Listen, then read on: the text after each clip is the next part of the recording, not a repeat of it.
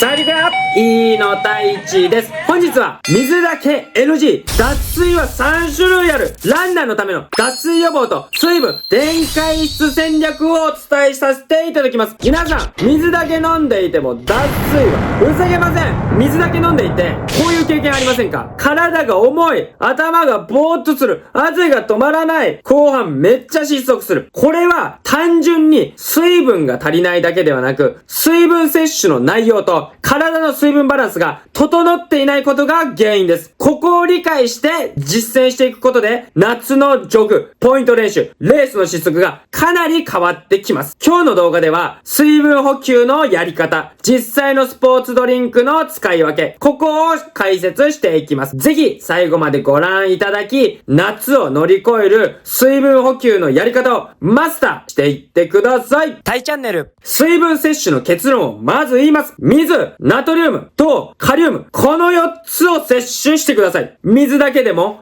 塩だけでも、糖だけでも足りません。なぜなら、水分補給で大事なのは、水を吸収して、血液に乗せて、細胞に届けて、体に残すことだからです。ここで重要になるのが、水を体に留めるためのナトリウム。エネルギーとして使いながら、吸収を助ける糖。そして、細胞内の水分バランスや筋肉の働きに関わるカリウムです。つまり、水分補給は飲む量ではなく、体が使える形で入っているか。ここがめちゃくちゃ重要です。ここを間違えて水分摂取をしてしまうと、飲んでるのに脱水、飲んでるのに失速、飲んでるのに熱中症になってしまうリスクがめちゃくちゃ上がります。なので、水だけ摂取するのではなく、水、ナトリウム、糖、カリウム、この4つを正しく摂取していきましょう。タイチャンネル。体の水分はただの水ではありません。人間の体はざっくり体重の 60% が水分と言われています。体重60キロの人なら約36リットルが水になります。しかし、ここの水分はただの水ではありません。体の中の水分にはナトリウム、カリウム、カルシウム、マグネシウムなどの電解質が溶け込んでおります。つまり、体の中の水分は水、電解質でできた体液ということです。ここがめちゃくちゃ重要で、ランナーさんが汗をかくと、水だけではなく、電解質も一緒に失われます。なので、水だけ摂取しても体の中のバランスが戻らないので、体のあちこちに弊害が現れてきてしまうというようなことなんですね。タイチャンネル。まず、水分の役割を知りましょう。水の役割は大きく分けると3つあります。1つ目は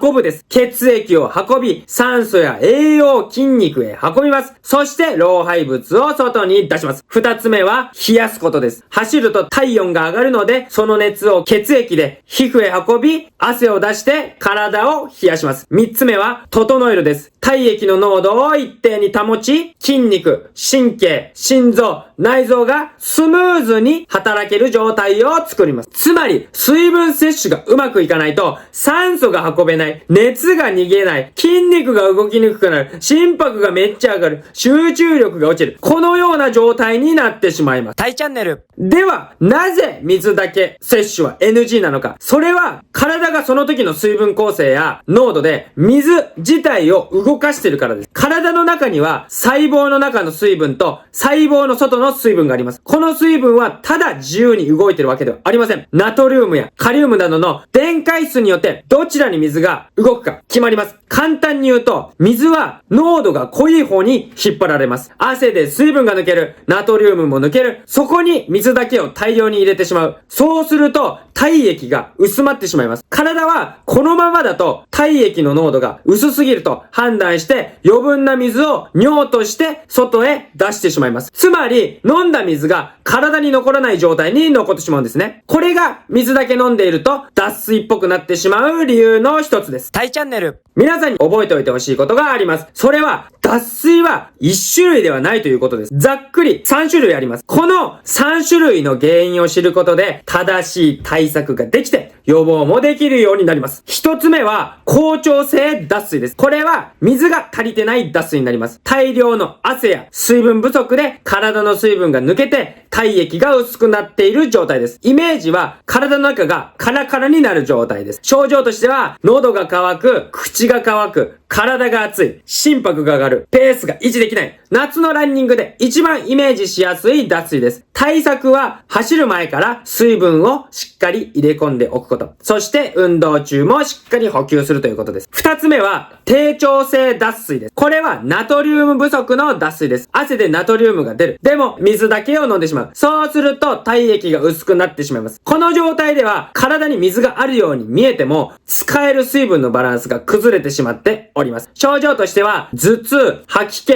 だるさ、足がつる、力が入らない、集中できない。特に長時間のランニングだったりとか、真夏のロング走、マラソン、そして汗を大量にかく人は注意です。対策はナトリウムプラス糖を含む飲料水を使うことです。三つ目は頭頂性脱水です。これは水分と電解質が両方失われる脱水です。大量の汗、下痢、嘔吐、暑熱環境で長時間の運動などで引き起こされます。水も塩分も同時に抜ける状態です。この場合はただ水を飲むだけではなく、水分と電解質を一緒に戻す必要があります。状態が悪いと吐き気が強くなってしまったり、飲料水が飲めなくなってしまったり、意識がぼーっとしてしまったりします。こういった場合は無理に練習を続けることはしないでください。この状態は根性でどうにかする場面ではありません。しっかり経口補水液を摂取して回復に努めましょう。タイチャンネル。ちなみに脱水を引き起こしやすい理由として汗、嘔吐、下痢があります。どれが一番栄養素が抜けてしまう原因だと思いますか？正解は下痢なんです。なので夏の下痢は特に注意して水分摂取をするようにしてください。タイチャンネル。では実際具体的な飲料水は何を飲めばいいのか。意識するのはこの3つです。運動中は低糖電解質、運動前は糖質と電解質、脱水っぽい時は経口補水液。この3つで考えるとかなり水分補給の戦略立てに役立ちます。まず走っている時、夏のジョグ、暑い日のポイント練習、レース中に使いたいのはハイポトニック系の飲料水です。これは体液より少し濃度が薄めで水分が体に入りやすいタイプです。例えばアクエリアスゼロだったりとかバームウォーター、この後出てくるアイソトニック飲料を少し薄めたもので OK です。暑い日のランニング中に必要なのはただ水分だけではありません。汗で失うナトリウム、体に残すための電解質、そして必要最低限の糖、ここを意識して摂取するようにしてください。運動前や運動後、ここで使ってほしいのがアイソトニック系の飲料水です。これは体液に近い濃度で水分とエネルギーを同時に入れたい時に向いています。例えばポカリスエット、アクエリアス、グリーンだからボディメテ、このあたりの飲料水です。走る前に体の水分バランスを整える。走った後に汗で失ったものを戻す。長めの練習や試合後にエネルギーも一緒に入れる。こういった時に使ってほしい飲料水です。逆に注意してほしいのがハイパートニック系の飲料水です。これは体液より濃度が高い飲み物です。例えばコーラ、エナジードリンク、濃いジュース、100% ジュース、こういったものです。もちろんダメという話ではありませんが、レース後半のエネルギー補給、長時間運動の糖補給、気分を切り替えるための補給、こういう場面では使えることもあります。ただし、これは水分補給のメインでは考えないでください。喉が渇いてる時にコーラだけ、エナジードリンクだけ、濃いジュースだけ、これは夏の水分補給としてはお勧めできません。エネルギーは入ってても水分として体に入るスピードが遅くなってしまって吸収もされづらくなります。もし活用する場合は水やスポーツドリンクとセットで使うようにしてください。そして最後が経口補水液です。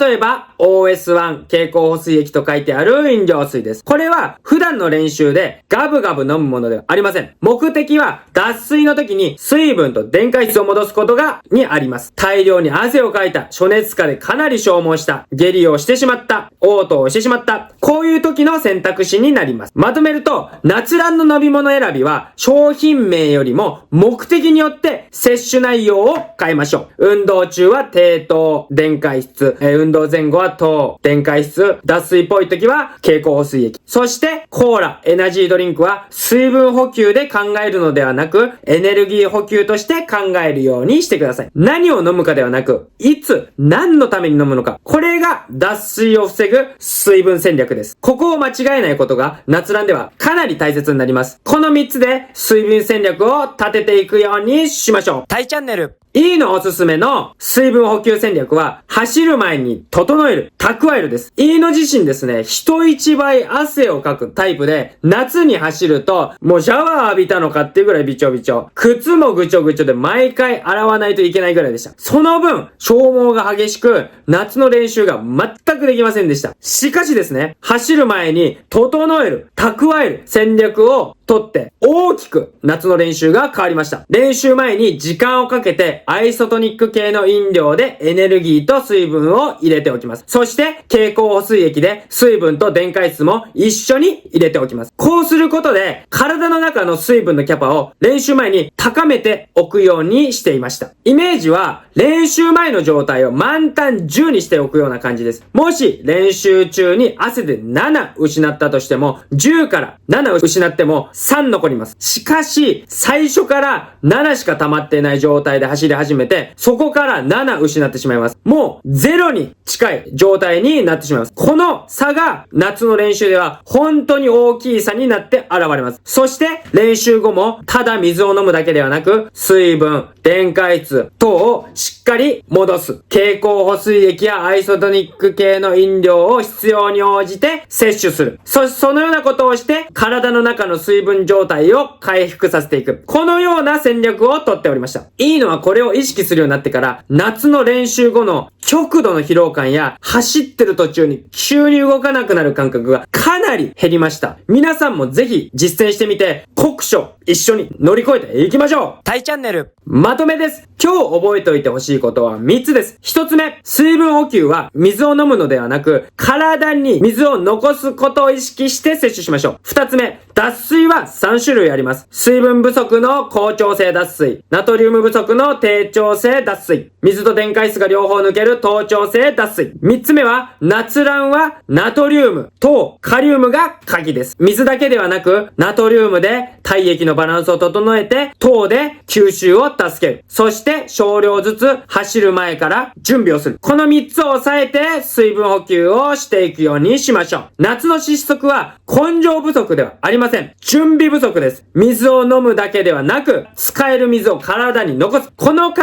え方で夏の練習を組み立てていってください。質問です。皆さん、夏の練習でどんな悩みがありますか？どしどしコメントください。そのお悩み、じゃんじゃん解決させていただきます。はい、本日もご視聴ありがとうございました。動画が良かったな、少し参考になったなという方はですね、高評価とチャンネル登録をしてもらえるとめちゃくちゃ喜びます。それではまた次回お会いしましょう。バイバイ。